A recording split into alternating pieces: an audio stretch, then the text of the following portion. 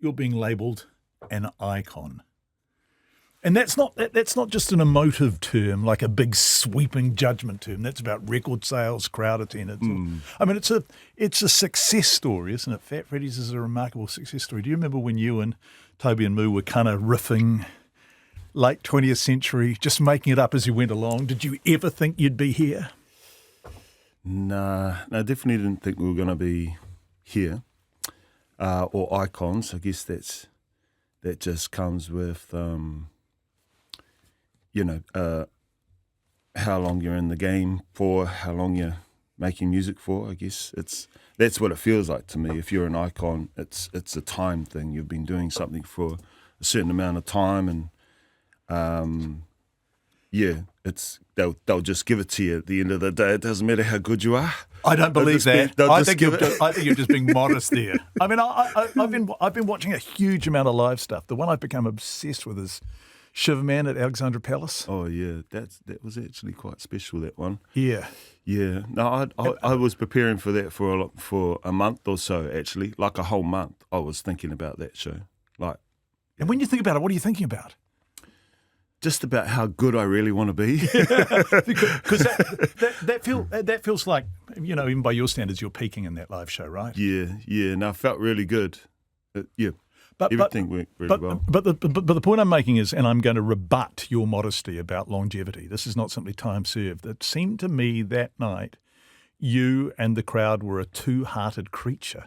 You were each feeding each other in this extraordinary kind of this organic involvement with the audience. And that's not accidental. You've worked so hard at that, haven't you?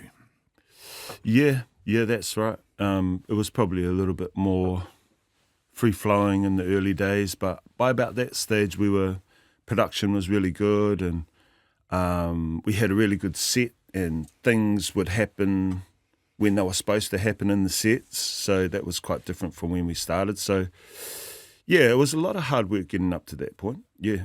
And like I said, about a month out, I was, almost visualising what I wanted to do, expecting it to be a massive crowd, but also just thinking that is about as good as it was going to get, or I still kind of feel like that. It was like you said, the peak of where we were heading. I felt like a great opportunity anyway, like that. Yeah, it was good. It's beautiful, isn't it? When you're at one of those gigs. I've never performed at one of those gigs. Obviously, yeah. I'm not you.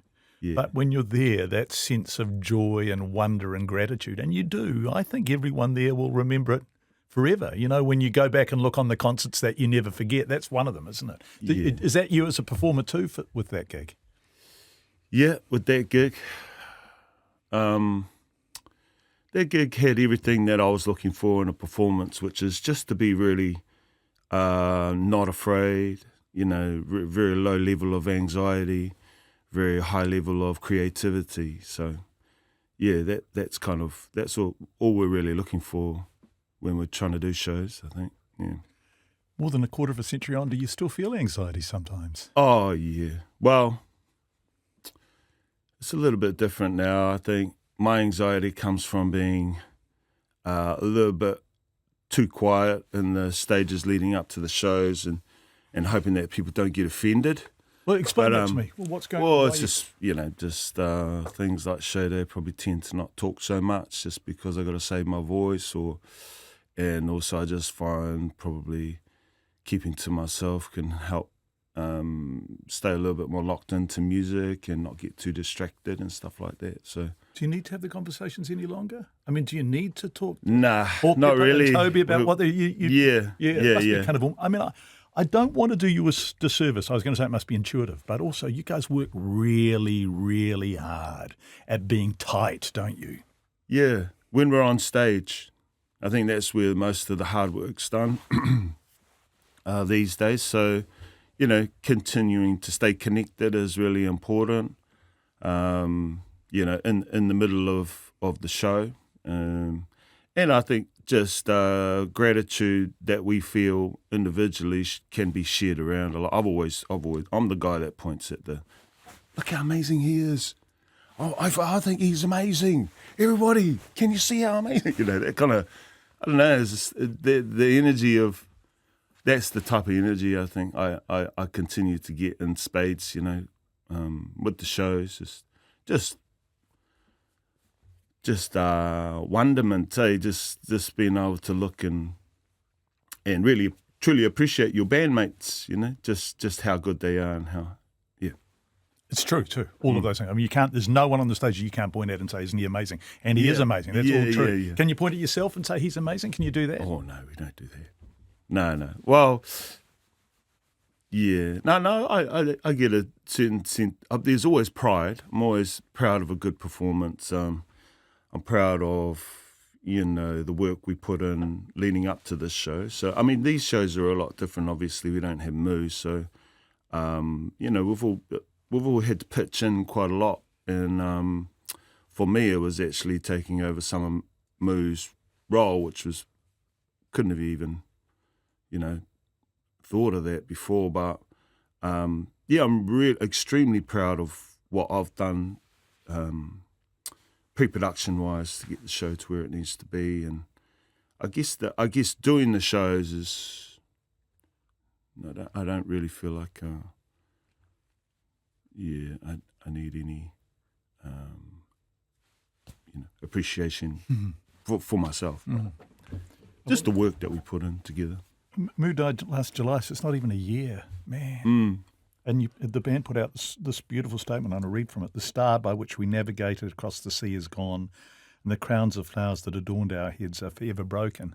Man, that's a heartbreaking piece of writing. I think, and people who know Freddy's Drop will know how you worked. And it sort of started with what you and Toby and Moo were doing back in the late 90s, right?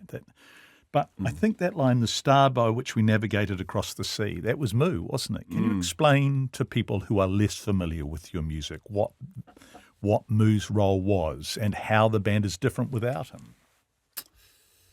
Yeah, I guess Moo, it takes me back to some of the early... interviews when I think about how important he was and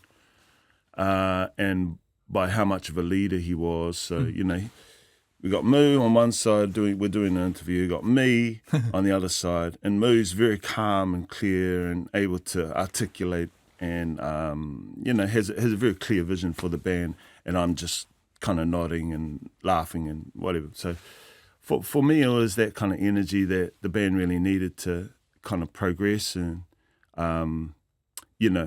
other than the obvious, which was he was making all the beats and all the music for Freddy's. He was also playing a lot of records and the music that we were listening to. He was he educated me on in really important reggae records and he was a historian as well. So he just knew a lot about music.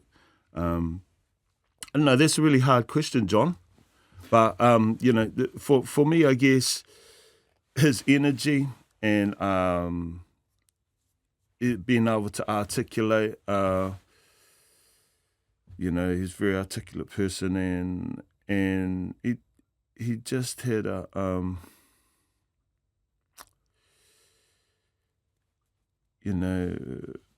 just a unwavering vision for the band. I think he did. He did. Yeah, he did. But that makes it sound like the band was only his vision. I think there's a singularity in all of you as a collective. That's why it works, right? If it was simply Moo's vision, it wouldn't work so well. You talked about picking up some of his role in musical terms, particularly live. What do you mean? So what are you doing now that you hadn't previously done? Well, for these shows, so we've been digging into some of the original sessions for Boats. 21 years on? 21 years on. Wow. Wow. Digging into those original sessions, some of those files we couldn't even get into because the Pro Tools sessions were out of date, It's crazy. So we had to have a boffin come in and show us how to open it. But, just kind of like opening those sessions and for me, those sessions was, okay, I'm going to go down to the beach. There's a little house that's right on the beach there, and there's a microphone in the toilet, and I'm going to sing Wandering Eye into this microphone, and we're going to go downstairs and have a jam and have a little listen back, and you know, these songs, Wandering Eye and all that, had kind of come about from 2 years prior jamming. You know, we'd been jamming those songs live around New Zealand. And so diving into the sessions and just seeing the final versions just before they went to master, and just seeing how much Moo had done there, you know, his attention to detail, you know, his production at even such a early stage of the band's career in the studio was amazing. Still holds up today. Really amazing sound that he got from that shack on the beach, you know. It's quite crazy. Do you feel proud of that? Because you listen to Boats 21 years on, and it sounds fresh still, doesn't it? Yes, it sounds really good. It's the most soulful thing we've ever done. Either putting all those songs together, there's lots of soul. We had, you know, there was all types of soulful influences there, you know, before we started to kind of do more reggae-based material, or feeling like we needed to have some reggae in some of the albums. We needed to we were getting invited to reggae festivals in Europe, and we really liked it. So, but yeah, that's a really soulful album. Yeah, just really well produced too, and mixed, and those processes, being able to see that, because I never saw that before. Those processes stayed pretty much the same all the way up until our last, you know, our last album that we did together, Slow Mo. So yeah, it was all intentional. It was really good to see, but yeah, and also just kind of made us feel pretty grateful, obviously, to be still doing it. Yeah, so all of that stuff that we didn't see before, and we're incorporating that stuff into our new show. So having to kind of pull some of these files and some of these really iconic sounds, you know, the things that people will connect to, or will connect, you know, the songs to that time. It's very nostalgic, but that's good. I think that's a really good thing. So pulling all that stuff and figuring out how to blend it into the new lineup that we have and the shows that we're doing. Can I ask you? I feel like I want to dad you here, and just tell you how wonderful you are. You know, you come with no alpha bullshit. You do not arrive in this room as a R&B star, a pop star, a rock star, or whatever, a reggae star, whatever the hell. Yeah, and yet on the stage, forgive me, but you are gorgeous, and you are the man. So what happens when you walk out there? What kind of metamorphosis occurs? What's it feel like? It's it's no talking to begin with, you know. so it's more, I guess it's all the things that you know, but that I do naturally, really, and which is what? Well, you know, moving, making noise, listening. Yeah, I don't know. Oh, and I don't know. It's listening's weird. Listening, I love that. Yeah. So you're obviously you're making noise and you're moving, but you're also listening to everyone else's noise, right? Yeah, that's yeah. And do you hear moments? I just keep coming back to Shiverman, right? But Hot-Pepper's just got the harmonica out, and he's in there, and he's in his boxer shorts, and he's looking like Santa's been mugged on his way back to his sleigh. You know, it's like, wow, you know. But you, because I'm watching you, you are so highly present, aren't you? Yeah. You're just processing it all. This is kind of, you know, I'm sure there's a joy response and a visceral response and a gratitude response. There's also an intellectual response. You're thinking about what's working and when to come in, what to do. Is everyone playing? Is everyone getting it right? This is all going on in your head, isn't it? Yeah. It's a creative process that's happening on stage. Yeah. It's good. It's yeah. I guess just go where it feels good. I mean, there's cues I hit. I guess just whatever I remember at the time, and pull from, a gig that we've done before, things. I mean, that was the process of Freddy's. I mean, we toured these songs for 2 years and we hadn't written anything down, so that process is still really important to me, I think, and to try and hit those notes in the middle of performance. So we're always trying to get to a place of quite, freestyle or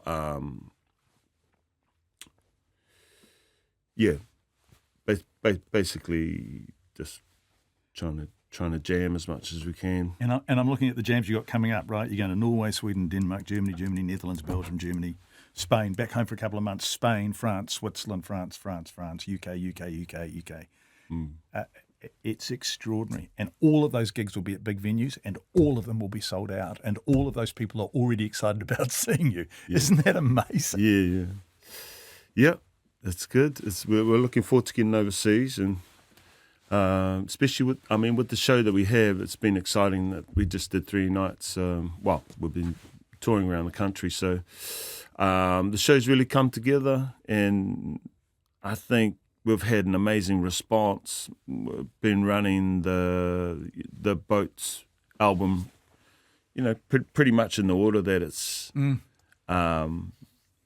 been recorded in, arranged in, and there's just a new kind of response to some of these songs that we've been doing for quite a long time, and I think it's just what people can expect is quite important. Nostalgia is that thing that happens when you hear something and it takes you back to a time or place where you first heard it.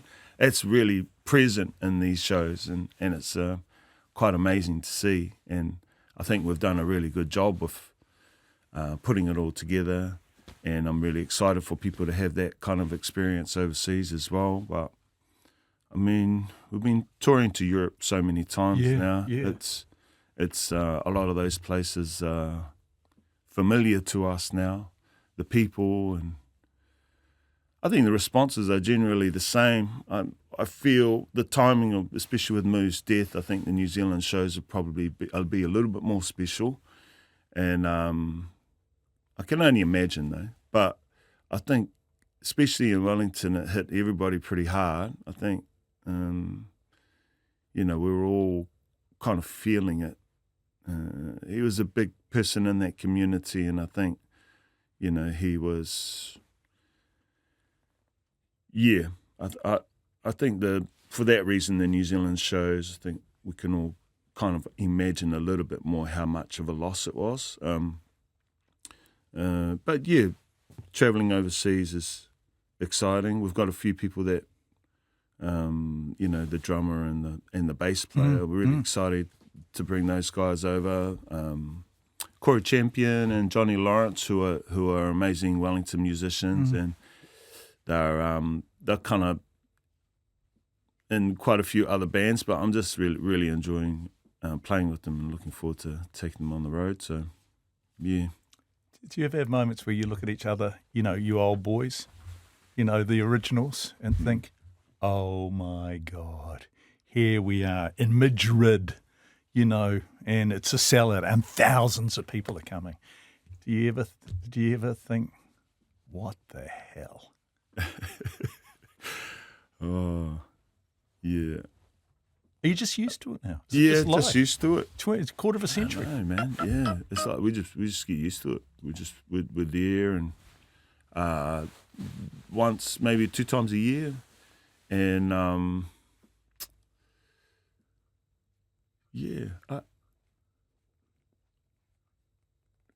well, maybe I'm taking it for granted a little bit, John. No, I